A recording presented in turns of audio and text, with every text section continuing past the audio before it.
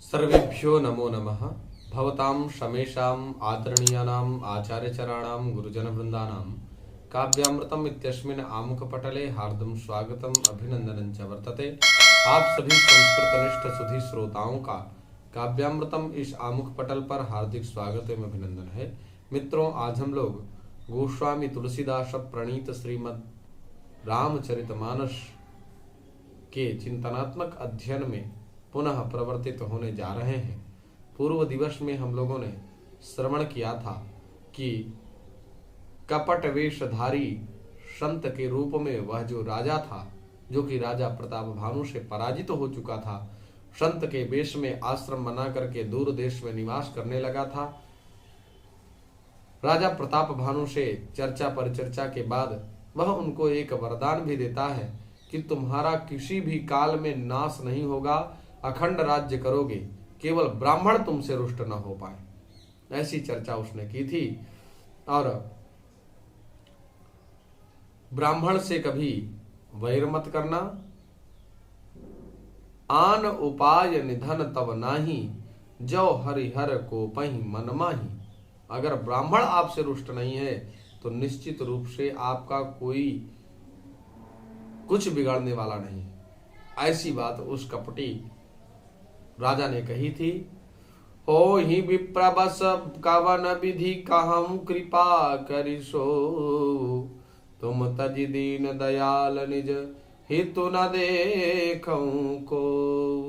राजा प्रताप भानु ने कहा, महाराज, ब्राह्मण किस प्रकार से मेरे वशीभूत होगा, उसका उपाय भी आप बताइए, क्योंकि आपके सिवा मेरा कल्याण चाहने वाला, मेरा हित चाहने वाला और कोई दिख ही नहीं रहा है। तो प्रवक्तुमिच्छन्ति मृषा हितैषिणः, अर्थात प्रवक्तुम इच्छन्ति हितैषिणः, प्रवक्तुम इच्छन्ति। जो हितैषी व्यक्ति होते हैं वो बोलना चाहते हैं, क्या बोले? प्रवक्तुमिच्छन्ति मृषा हितैषिणः, अर्थात हितैषिणः मृषा न प्रवक्तुम इच्छन्ति। जो हितैषी जन होते हैं वो कभी झूठा नहीं बोलते, झूठा सत्य नहीं बोलते, वो वास्तविक सत्य को बोलते हैं। और यह कपट के वेश में राजा प्रताप भानु का निरर्थक समय यापित कर रहा है, तथापि अपने मनोनुकूल उपाय भी बताएगा। सुनु नृप विविध जतन जग माही, कष्ट साध्य पुनि होहि कि नाही। आई एक यति सुगम उपायी, तहाँ परंतु एक कठिनाई। वह कपटी मुनि राजा प्रताप भानु से कहता है कि सुनु नृप विविध जतनु जग माही। इस संसार में विविध प्रकार के जतन हैं जिससे ब्राह्मणों को आप संतुष्ट कर सके। कष्ट साध्य पुनि होहि कि नाही,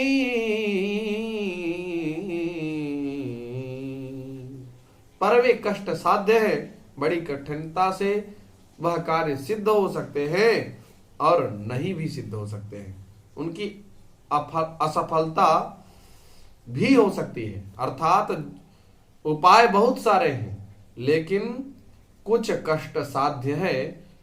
कष्ट सहने के बाद कभी कभी वो सफल भी हो जाते हैं और कभी कभी असफल भी हो जाते हैं। तब आई एक अति सुगम उपाय, तथापि मेरे पास एक सुगम उपाय है जो बिना कष्ट के हो सकता है। तहाँ परंतु एक कठिनाई, वहां भी एक कठिनाई है। क्या? मम अधीन जुगुति नृप सोजी, मोर जाब तब नगर न होई। आजु लगे अरु जब ते भयऊ, काहू के ग्रह ग्राम न गयऊं। काहू के ग्रह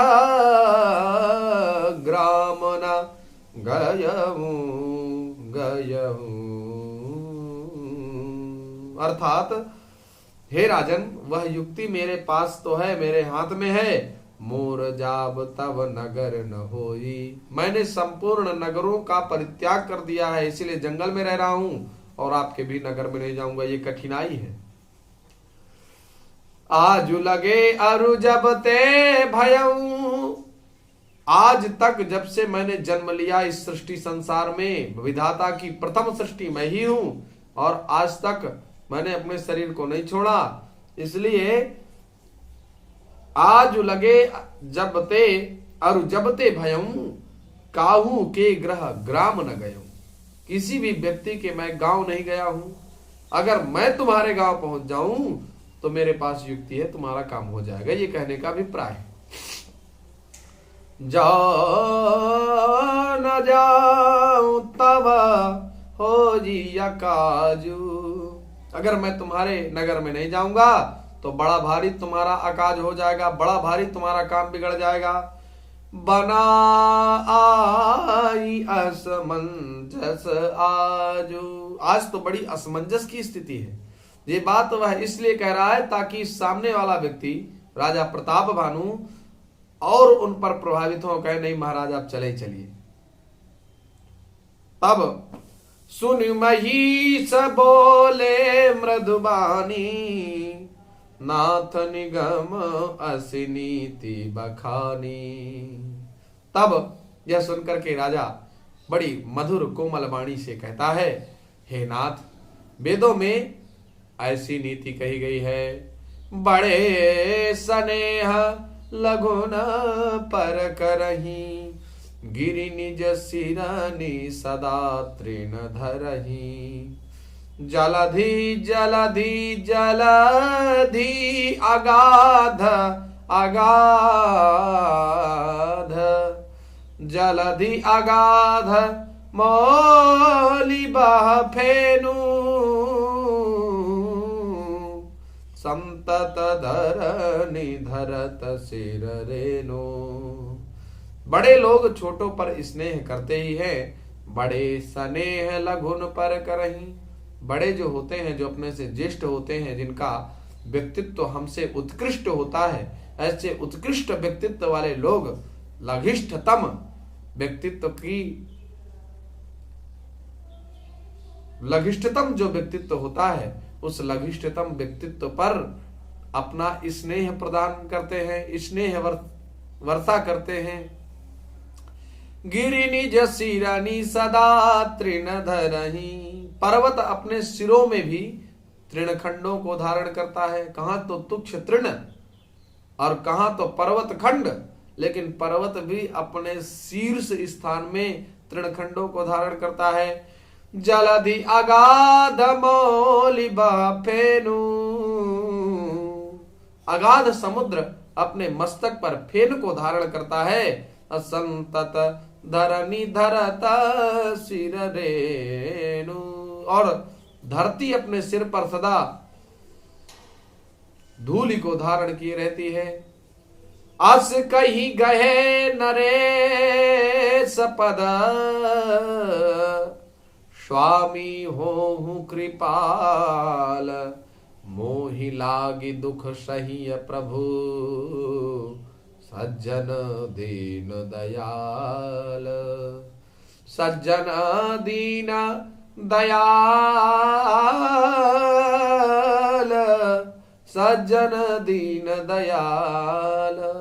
अर्थात राजा प्रताप भानु की प्रवृत्ति में प्रवृत्त लोगों की जो स्थितियां हैं,